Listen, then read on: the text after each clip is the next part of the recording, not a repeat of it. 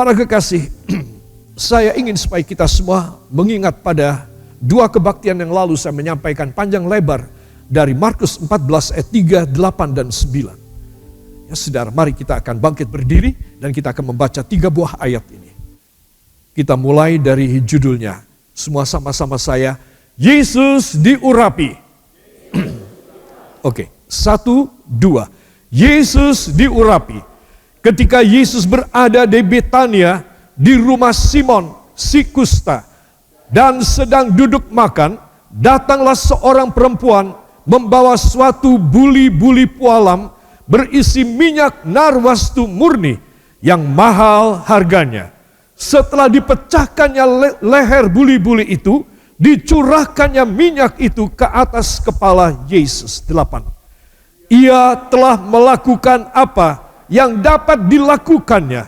Tubuhku telah diminyakinya sebagai persiapan untuk penguburanku. Aku berkata kepadamu, sesungguhnya di mana saja Injil diberitakan di seluruh dunia, apa yang dilakukannya ini akan disebut juga untuk mengingat dia. Amin. Terima kasih, silakan duduk kembali. Hebat sekali. Saudara, sekali lagi, ini sungguh tidak masuk akal. Sungguh, sebaik-baiknya seorang penguasa, sebaik-baiknya seorang kaya raya, saudara, tidak akan pernah mengangkat seorang wanita tunasusila untuk supaya dia punya perbuatan yang baik dengan mengurapi kepala Yesus dengan separuh botol yang kecil, parfum yang murni di atas kepalanya, dan tinggal separuh diurapkan pada kedua kaki Yesus, dan dia melepas gulungan rambutnya dan dia mencuci dengan minyak wangi itu pada kaki Yesus. Sesungguhnya tidak ada orang mau, sekalipun dia berbuat 10 botol minyak parfumnya sedemikian mahal, tidak ada orang mau, tidak ada orang tergerak. Kamu sudah terlanjur terjatuh, kamu sudah terjebak di dalam jerat dosa dan api neraka. Minggir, kamu jauh dari aku. Kamu najis. Saudara, apalagi yang sedang wanita dari Betania ini mengurapi kaki Yesus adalah Yesus yang Maha Kudus. Tidak pernah berbuat dosa dan tidak berdosa. Apalagi, coba saudara bisa bayangkan. Bagi dia dosa itu adalah sesuatu yang sangat bertolak belakang. Gak boleh dekat dengan dia. Tetapi heran, Yesus sungguh luar biasa. Mau menerima wanita ini. Semua laki-laki yang lain tidak mau menerima. Sebagian munafik, sebagian sungguh-sungguh tidak mau menerima. Sebagian barangkali ada pengalaman dengan wanita ini, saya tidak tahu. Saya beritahukan kepada saudara, Yesus mempunyai hati yang dahsyat. Dia tidak pernah menolak siapapun yang datang kepada Tuhan. Itu sebab kalau saya dan saudara, kita mau datang mempersembahkan hidup kita, sementara kita menjaga dalam kebersihan, kekudusan, kelurusan, kebenaran, saudara harus yakin Tuhan pasti mau menerima aku. Dan Tuhan pasti mau mengerjakan hidupku menjadi mulia. Saudara, engkau tidak punya pikiran khawatir lagi yang lain tentang masa depan hari tua saudara, anak keturunan saudara. Kalau jatuh sakit kayak apa? Kalau terjadi ini itu segala macam bagaimana? Engkau tidak akan pernah memikirkannya. Engkau hanya bersyukur dengan mengangkat tanganmu dan meneteskan air mata di hadiratnya. Karena dia benar-benar telah jatuh hati kepadamu. Dan itu yang terjadi pada wanita ini. Yesus tahu di belakang punggung dia beberapa macam reaksi yang negatif terhadap wanita ini. Itu sebab di dalam Injil yang lain dia berkata, karena Yudas berkata, Yesus tidak dengar, tapi Yudas gini, ya, sedang bergosip dengan lain-lain orang di luar murid-murid Tuhan Yesus, dengan kaum Farisi, dengan orang-orang ahli Taurat. Kalau sesungguhnya Yesus tahu siapa perempuan itu. Wah, Yudas kenal banget ya kalau begitu. Dan tahu siapa dia. Harusnya Tuhan menolak. Apalagi itu minyak harganya 300 dinar. 300 dinar itu ekuivalen sama dengan orang laki-laki yang kuat dan masih muda kerja dari jam 6 pagi sampai jam 6 sore. Sehari dapat 1 dinar. Dia harus kerja 300 dinar hampir setahun. Untuk bisa beli botol parfum yang kecil itu. Oh, Yudas Iskariot mengerti sekali harga parfum yang mahal. Saudara yang kekasih. Dan dia berkata suatu pemborosan. Oh, Yesus tahu. Langsung Yesus balik badan berkata, orang-orang miskin ada banyak padamu. Kalau engkau mau lakukan, engkau bisa lakukan. Bersedekah dengan mereka, membantu mereka. Tetapi aku tidak selalu bersama dengan kamu. Itu sebab perbuatan wanita ini, di mana saja Injil disebarluaskan, dikotbahkan, akan selalu diingat perbuatannya. Karena dia mengurapi tubuhku semasa sebelum aku dikubur. Coba. Tidak terlintas sesuatu filosofi atau sesuatu paradigma, sesuatu keinginan, pretensi dari si Maria Betani ini. Aku mau mengurapi tubuh Yesus sebelum dia masuk kubur ya. Aku akan memberikan sesuatu kenang-kenang bagi dia. Sehingga sekujur tubuhnya dari rambut di atas turun meleleh ke bawah. Dan kakinya juga penuh dengan bau wangi dari minyak narwastu yang mahal. Saudara, saya pernah lihat ketika saya dari Amerika kalau tidak salah. Dan transit di Abu Dhabi, saudara. Minyak narwastu itu dijual di airport, saudara. Dan itu mahal sekali. Saya tidak sempat menghitung berapa rupiah. Tetapi itu satu counter yang kecil saja. Dijaga dengan 2 penjaga karena hanya barang mahal sekali yang dijual di sana. Dan ada minyak narwastu. Kalau zaman Tuhan Yesus dulu itu harganya 300 dinar. Pasti di zaman modern ini harganya sudah berlipat kali. Dan mutunya pun belum tentu se-original ekstrak daripada narwastu itu. Sama seperti yang dibeli pada zaman Yesus ada. Dan wanita ini mempersembahkan kepada Tuhan. Itu ekstrak yang luar biasa. Itu sebab sejak hari di mana Yesus diurapi rambut dan kepala dan kakinya sampai pada penyaliban Yesus. Saudara, itu sudah berlangsung sekitar 4 hari. Dan Yesus mengatakan, dia mengurapi penguburanku. Berarti 4 hari. Saudara, itu tetap berbau dengan harum. Ya bagaimana parfum kok mudah hilang, tidak mungkin. Itu adalah eau de parfum. Adalah parfum yang dicampur, yang dijual lebih murah. Tetapi kalau pure parfum, ya saudara, itu harganya mahal. Ya, botolnya juga cuma kecil-kecil seperti botol saya ini. Dan harganya tinggi sekali. Saudara, itu sesuatu peringatan buat aku, kata Tuhan Yesus. Saudara, sebelum aku mati, sebelum aku dikubur, akan ada selalu bau yang harum semerbak dari tubuhku ini. Walaupun pada waktu itu nanti tubuhku berlepotan dengan darah. Dan bau darah dikalahkan oleh bau narwastu. Saudara, saya ingin semasa kita masih hidup, masih bisa bikin sesuatu yang wangi. Kita masih bisa ambar-ambar wangi akan nama dan kebaikan Tuhan Yesus. Bersaksilah. Engkau ketika bersaksi dan mengajak jiwa-jiwa datang pada Tuhan, engkau berbuat sama dengan wanita berdosa ini. Engkau sedang membuat satu peringatan akan Tuhan. Dan Tuhan berkata, aku enggak bisa lupa sama kamu. Orang yang mau ambar-ambar wangi, mau menyebarluaskan semarak bau keharuman Kristus, adalah orang yang selalu ada di jantung hati Tuhan. Dan Tuhan tidak akan pernah melupakan dia untuk semua perkara. Yang Tuhan lupakan hanya dosanya saja. Tapi cintanya yang sampai ke takhta hadirat Allah adalah sesuatu yang akan selalu diingat oleh Tuhan.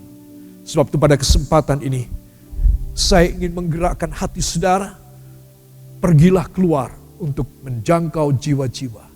Barangkali saudara belum pernah melakukan. Kenapa sebelum meninggal saudara tidak pernah melakukan? Cobalah sebelum saudara meninggal, saudara lakukan ini. Apa caranya saudara memutus itu kepala botol itu dari marmer dan menuangkan di atas kepala Yesus dan pada kedua kaki Yesus? Yaitu dengan cara saudara menyebarluaskan kebaikan Tuhan. Mengabarkan Injil. Mengundang orang-orang datang kepada Yesus. Saudara, itu sebab Yesus berkata, di mana saja Injil kerajaan Allah ini disebarluaskan, dikhotbahkan, perbuatan dari perempuan ini akan selalu disebut. Perbuatan saudara untuk memenangkan jiwa-jiwa akan selalu disebut. Tercatat di kitab kehidupan anak domba Allah di dalam sorga. Dan saudara harus yakin, sebelum saudara meninggal, saudara harus melakukannya. Amin. Lakukan. Pergi keluar, undangi jiwa-jiwa. Kalau saudara merasa tidak bisa sendiri, saudara harus mengajak bekerja sama dengan para pelayan sidang yang lebih senior dari saudara yang sudah bergerak di bidang pekabaran Injil. Semua usaha saudara tidak sia-sia. Ketika saudara meninggal, peringatan Tuhan akan saudara. Dia akan berkata pada para malaikat, sebentar lagi anakku ini akan mati. Kalian berbaris dan menyambut dia. Aku akan mengambil dia dan dia akan masuk dalam kerajaan kita. Saudara, tetapi seorang anak Tuhan yang tidak pernah mempersembahkan minyak narwastu kepada Tuhan, ya saudara, maka dia tidak punya satu peringatan di hati dan pikiran Tuhan. Saudara, kamu mati ya mati, tapi gak masuk sini, kata Tuhan. Kamu pasti masuk ke tempat yang lain. Saudara, itu sebab saya ingin mengajak semua saudara perhatikan. Orang mengabarkan Injil, memberitahu seseorang untuk datang kepada Kristus, itu bisa lebih berharga dari seorang semacam saya berkhotbah 1 jam. Kenapa? Karena dia membawa orang-orang yang berdosa untuk datang kepada Kristus. Dia mempunyai sesuatu pekerjaan yang sangat dihargai di memori Allah. Itu sebab kalau saudara melakukannya, saudara ada seorang yang begitu besar hati saudara. Hidup di dunia engkau pasti berhasil. Mati engkau pasti masuk dalam kerajaannya dengan sambutan dari para malaikat Tuhan. Yang percaya beri tepuk tangan bagi dia. I just tell you, why you not do the evangelization for each one or two persons or family or any other colleague and companion. You have to do before you die. If you die and you never did like that, your soul may not come entering the heaven kingdom. Maybe you will not. Maybe you will be a cast out. Seorang terbuang. But if you do, before you die, you have so many truth of God and you have the braveness in this life to do great things before you die. Why? Because God falling all His blessings, His endowment, His anointing, His fellowship with you. You more than normal and more than any other persons in the world.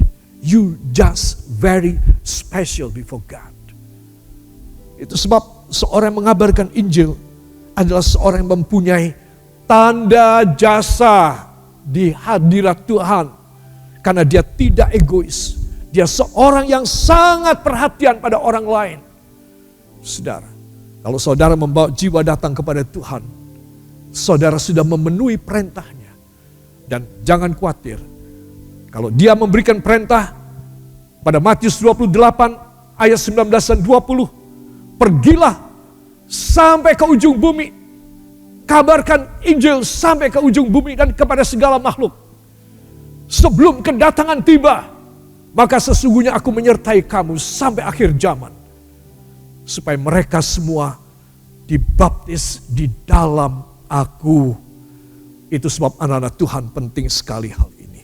Ya, saudara, di dalam Amsal 27 ayat yang ke-9, di dalam Alkitab bahasa Jawa disebutkan demikian. Mari kita akan baca. 1, 2. Gondoarum lan lengowangi gawe senenge ati. Nanging karubetan gawe bubraing pikir lan ngilangake tentreming ati. Saudara tahu artinya. Gondoarum lan lengowangi.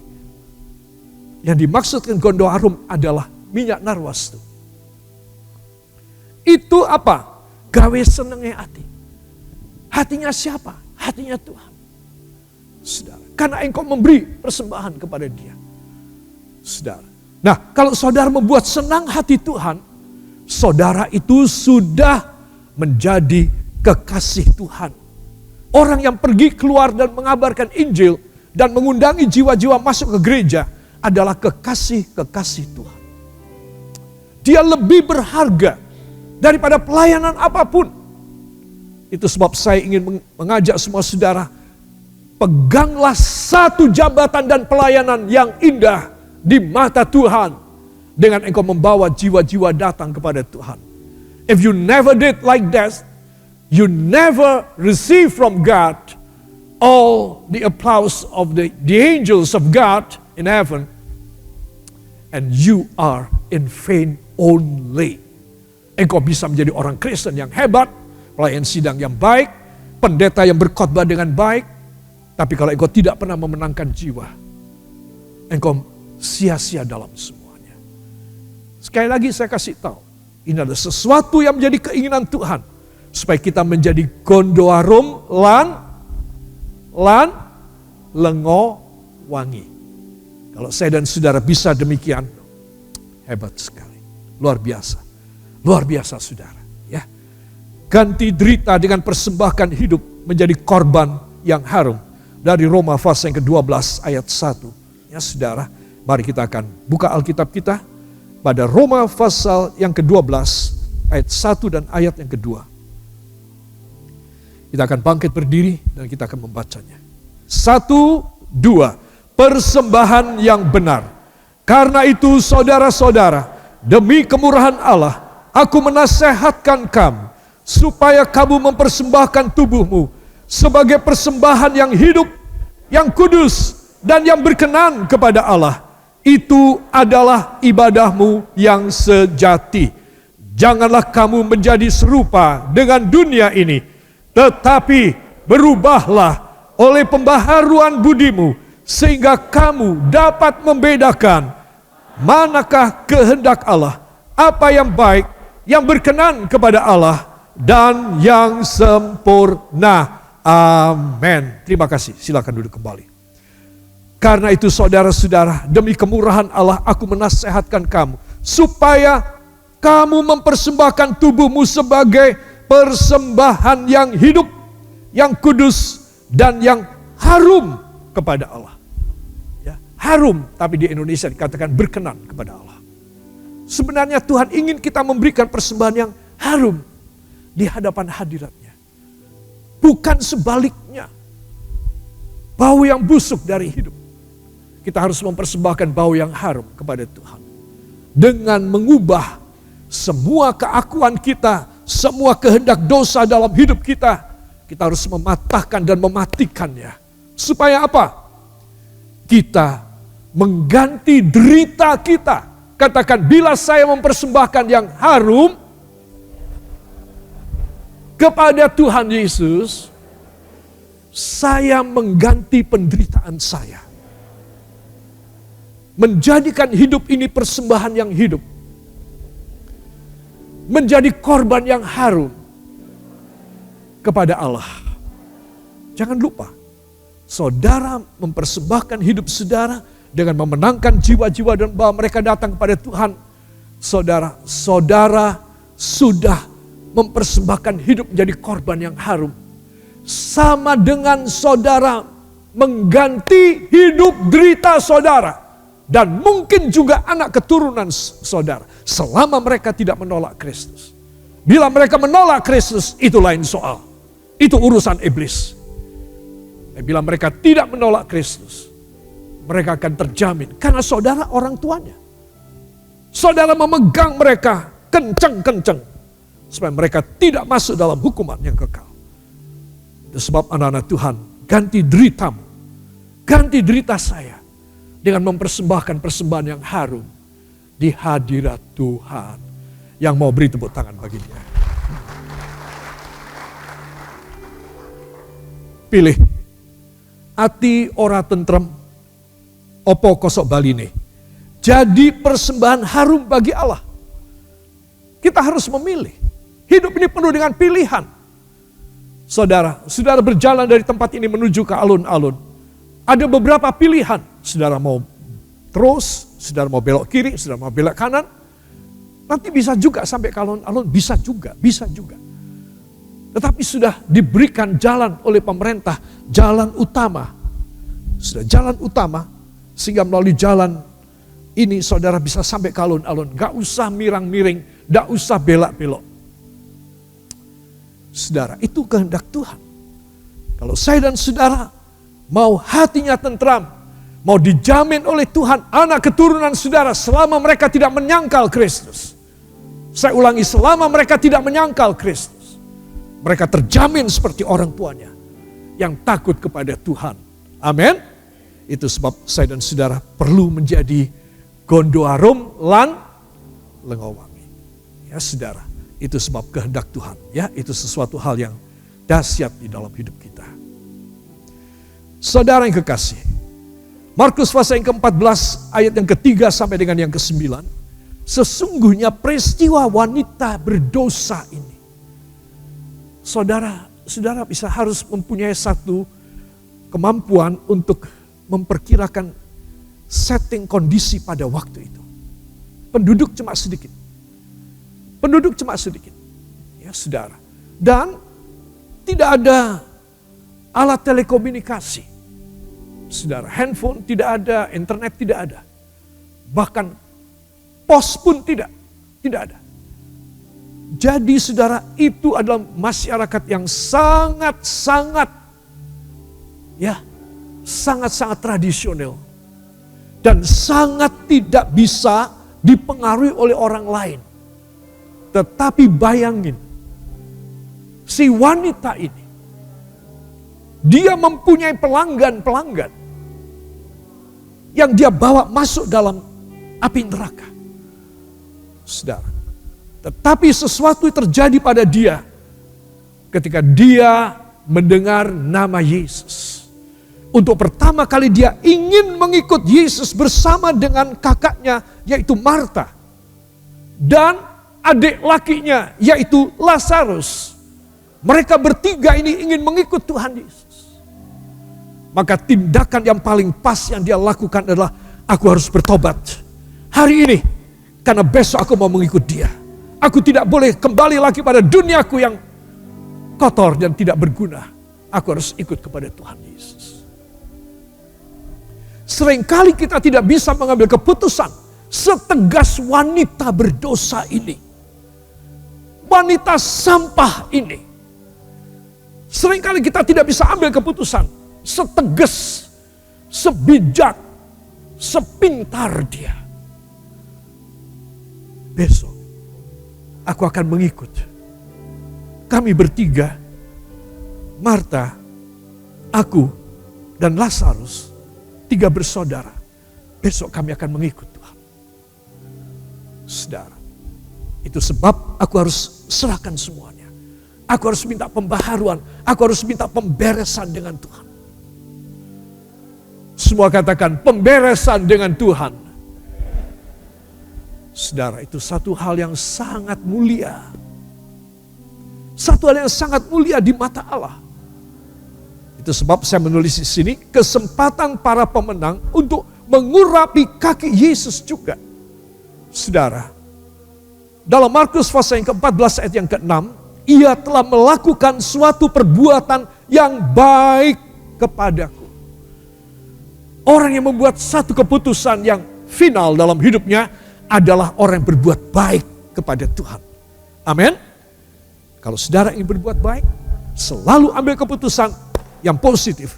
Saudara mengikut Tuhan, saudara melayani Tuhan, saudara hidup dalam kebenaran Tuhan. Itu sesuatu keputusan dan perbuatan yang baik dari seorang manusia biasa. Ya, saudara. Saudara, dalam ayat yang ke-8, Yesus berkata, ia telah melakukan apa yang dapat dilakukannya.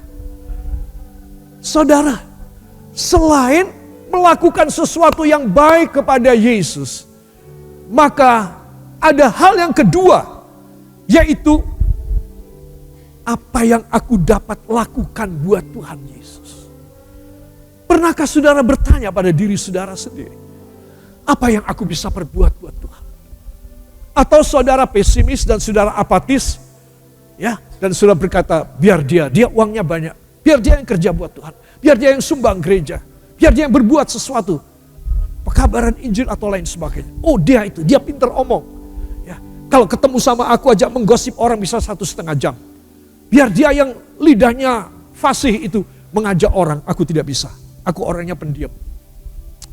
Seringkali saya dan saudara, kita menghambat keselamatan kita sendiri. Kita menghambat berkat dan kepercayaan Allah yang besar dalam hidup kita. Dengan cara apa? Dengan kita sudah membatasi dan menembok di depan kita dengan dinding yang tebal, supaya kita tidak melakukan sesuatu kepada Tuhan.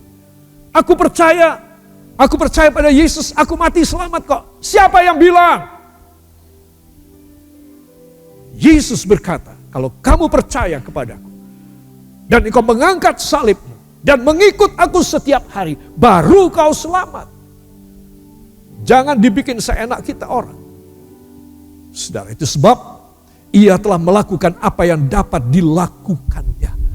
Pernahkah saudara bertanya dalam diri saudara, apa ya yang aku bisa lakukan buat Tuhan dan buat jiwa-jiwa yang lain? Bertanyalah. Kalau saya dan Anda bertanya, maka Tuhan akan memberi ide. Katakan, Tuhan memberi ide. Roh Kudus memberi bimbingan. Supaya saya berbuat sesuatu buat Tuhan. Yang percaya beri tepuk tangan bagi dia. Tetapi kalau saudara tidak bertanya pada diri saudara sendiri, ya udah, saudara memang menutup jalan di depan saudara sendiri. Bukan iblis yang kasih itu penghambat. Engkau yang pasang itu penghambat. Di muka masa depanmu. Saudara. Itu sebab saya tuliskan kesempatan para pemenang. Untuk apa? Mengurapi kaki Yesus. Persembahan hidup yang total. Yang tak ternilai harganya. Tak ternilai harganya. Saudara. Para kekasih, siapa merasa berdosa harus charging di kaki Yesus. Wanita ini dia merasa berdosa, maka dia mau nge-charge hidupnya dengan cara satu persembahan kepada Tuhan. Dia sedang charging dengan Tuhan supaya dia bisa hidup kembali di dalam satu vitalitas dan energik daripada Allah, sehingga dia merasa aku layak. Sekarang aku bisa layak setelah aku bikin beres dengan Tuhan. Bikin beres. Semua katakan bikin beres. Bikin beres antara saya dengan Tuhan Yesus. Mau demikian? Beri tepuk tangan bagi dia.